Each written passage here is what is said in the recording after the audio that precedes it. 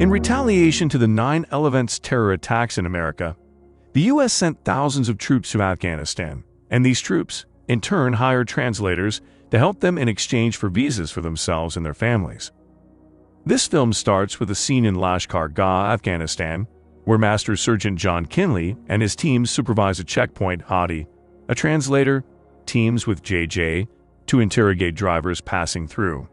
Jack Jackson, a staff sergeant, and another translator head to check a stubborn driver, who picks offense with the questions asked. Kinley observes the situation between Jack and the driver. The driver alights the truck, ready to bolt away from the scene. Kinley and Jizzy smell something fishy, so they get ready to back up Jack. It is too late, as there is an explosion caused by a bomb. At Bagram Air Base, Kinley gets a new staff sergeant, Steve Kirscher, to replace Jack. He must also choose another translator for the team. Kinley picks Ahmed, who was highly recommended for his tenacity. He holds a brief interview with him before warning him not to let the team down. Early the next day, the team begin their patrol on the streets. While they tease themselves about food, they reach a building. Ahmed warns that they will never find ammunition on these streets. Kinley ignores, asking Hadi to knock on the door. A skinny man opens the door, unconvinced that the team meant well. He reluctantly let them in. However, the place is just a hookah lounge. There are unconscious people and hookah pipes everywhere. This makes Kinley sink on a bed, tired and defeated. He calls Ahmed a dark horse, upon learning how knowledgeable he is about the area. The search continues, and the team drives deep into the desert, following intel from the head office that the Taliban are building IEDs in this location. They stop to eat barbecue and beer, taking a moment to toast to Jack. Kinley is quite dissatisfied that his team is yet to find anything, so he vents his frustration to his superior, Colonel Vokes. Vokes tells Kinley to get creative with finding IED factories, but he doesn't approve of Kinley's desire to move outside official limits, nor does he discourage him from doing so either. Sergeant Declan O'Brady witnesses this conversation between the two officers and proceeds to come through for Kinley by giving him what he needs: a list of unvetted targets. Kinley shows the picture to Ahmed, who confirms the identity of the man. All disguised in mufti, the team set out to capture Faraj, a drug dealer who will lead them to the IED factory. They corner and take Faraj to a spot, convincing him to confess. Faraj recognizes Ahmed to be Ali's brother. He speaks dirty of him and threatens him by talking about his family. Instead, Ahmed is calm and continues the interpretation, which is not word for word. He holds a conversation with Faraj, instead after handing him an overall and a wad of cash. However, Faraj is not ready to divulge more information, and Kinley will only give out more cash once the job is done. Without delay, Ahmed tosses him another wad of cash. Faraj becomes convinced to help the team. At the base, Kinley learns from Eddie that Ahmed used to work with the Taliban, but he offered to help the U.S. troops after his son was killed by the same Taliban. This makes Kinley see Ahmed from a new perspective. He orders him never to override his authority again. The team receives 2 locations where the IEDs are being built, provided by Faraj. Hadi recommends that the team take another route, since the shorter route is washed out due to recent rainfall. Undoubtedly, Kinley approves this, and the team sets out. While they move to the location, Ahmed asks Kinley for an audience. After enough consideration, Kinley pulls the vehicles over. Ahmed tells Kinley to reconsider, pointing out that Hadi might be leading them into a trap. While Jizzy checks the drone, Kinley orders JJ and Tomcat to scope the area from the top of the rocks. Everywhere is clear. Kinley intends to scold Ahmed for making them wait, but they rush to see him with a gun pointed at Hadi's throat. Ahmed tells them Hadi is a traitor. Kinley aims his gun, instructing Ahmed to drop his weapon. Ahmed obeys, and Hadi finally admits that the Taliban has his family. The charade stops the moment Jizzy reports that the team is 8 clicks away from an ambush. They'd all return to base. While Kinley talks to Caroline, his wife, and the kids on FaceTime, Ahmed goes home to meet Bazira, his pregnant wife.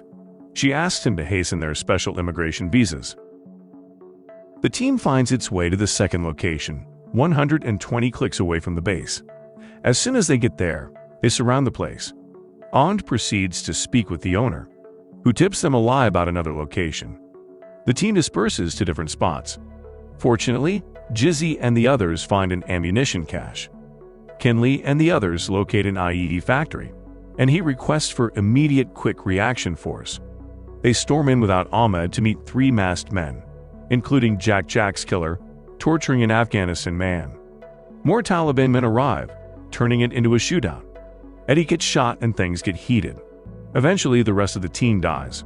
Luckily for Kinley and Ahmed, they escape in one of the Taliban's pickup trucks. Nevertheless, the Taliban trail them in pursuit. Kinley and Ahmed fail to get comms in range, and they'd abandon the pickup. Immediately, it developed a flat tire. While the Taliban boss asks the armed men to bring Kinley and Ahmed alive, the U.S. reinforcement recovers the bodies of the team. Kinley and Ahmed take shield in the mountains, where the master sergeant mourns his deceased team members. This makes Ahmed unable to console him, despite the order to spend the night on the spot. It's morning, and the two increase their speed to escape from the Taliban men. They go down the hill and meet 2 men in the valley. Without guns, they stab the men to death. From the top of the hill, 2 men sight Kinley and Ahmed. They have no choice but to use their guns. The gunfire sends echoes through the canyon, making the other Taliban close in on their location. They manage to take refuge in a house. While Kinley tries to figure out an escape route, he gets shot in the leg, side of his stomach and shoulder. The Taliban men move him to the truck, but Ahmed shows up and rescues Kinley. He opts to walk on foot to get to the base. Using the roads might get them captured. However, they trek a long way until Ahmed buys a truck. 3 Taliban men stop him on the road. They force him to give them a ride. Ahmed discovers that the men are after him and Kinley. Thankfully, Ahmed and Kinley remain calm until the men reach their destination. Ahmed joins a group of men near a campfire. He trades the pickup truck for medicine, food, and a 2-wheel wagon. The men warn him not to use the roads. A considerable bounty has been placed on their heads. The challenging phase begins. Ahmed struggles to push Kinley up the mountains in the wagon. All through this time, Kinley strives in and out of consciousness. They get to a small outdoor stall where Ahmed buys water. But Taliban truck pulls up, discovering Ahmed and Kinley. Without delay, Ahmed takes out the Taliban men. Moments later, a U.S. troop shows up.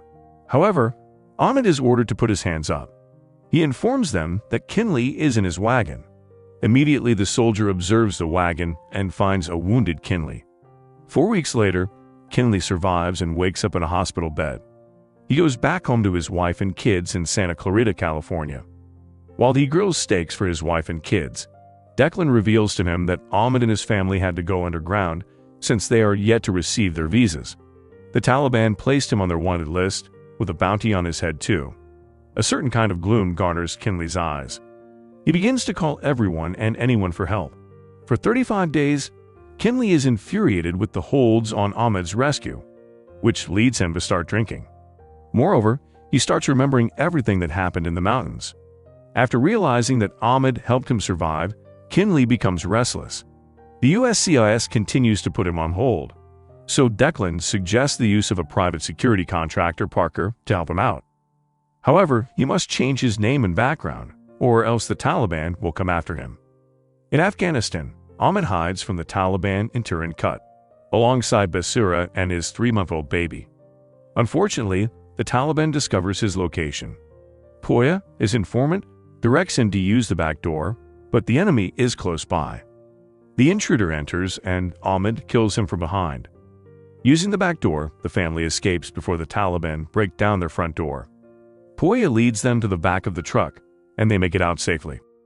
At Kinley Vintage Automobile, a business run by the Kinleys, Caroline holds a conversation with her husband and encourages him to go find Ahmed since they owe him a lot. She offers to remortgage the house so Kinley can pay for the visas.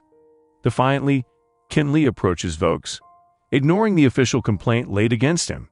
He asks the colonel to get the visas ready in return for saving his life 8 years ago. Kinley bids his family goodbye and flies back to the Afghanistan base using the alias Ron K. He finally meets Parker, who will assist him in the operation. Meanwhile, there is a change of plans. The team must cover a UN official coming into town. Thus, Kinley's operation has to be postponed. Kinley objects. He wants Parker to honor the deal. Parker offers another deal. which involves Kinley finding Ahmed and his family, or waiting for the team to do the job in 3 days. Parker hands him a truck and gear for him to go solo. Kinley heads out to meet Ali, Ahmed's brother. The brother supplies the Taliban with heroin, and he wants no trouble with them. Ali asks Puya to take him to Ahmed's location before he moves in 2 days. They reach a checkpoint, where the Taliban soldiers force Puya to open his trunk. The soldier gets too close, and Kinley kills him. Puya and Kinley dump the body on a nearby riverbank. Another Taliban soldier spots them, phoning the boss and following them immediately. Finally, Kinley gets to see Ahmed. From a distance, he calls Parker to request extraction. Parker asks him to meet at Durunta Dam, so the team can pick them up. In disguise, Kinley meets Ahmed working on a pickup truck. Meanwhile, the Taliban spy meets with them. He sends evidence to his boss that he now has Kinley and Ahmed. On the brighter side, Parker discovers that Ron Cade is John Kinley, so they send an angel of death to his location. The Taliban sends more men to Kinley's location. A massive shootout begins, and Kinley buys more time by blocking the tunnel with their truck. They all take cover and run into a shed on the dam. Kinley continues to call Parker, but he is unreachable. All hope is lost as Kinley and Ahmed run out of bullets. Puya receives a bullet as the Taliban men draw nearer to their hideout. To their greatest surprise, the angel of death comes to their rescue, eliminating the enemies at once. Kinley, Ahmed, Basira, and their son are evacuated by a helicopter Parker brought in. Parker formally introduces himself to Kinley and pledges his support to the two. As they all board military transport back to the U.S., Kinley and Ahmed gaze at themselves in gratitude. You should also know that since the military withdrawal from Afghanistan, thousands of Afghani interpreters have either been executed for helping the armed forces or are living in hiding from the Taliban. The end. If you love this video, please leave a like and subscribe. Goodbye till we meet again.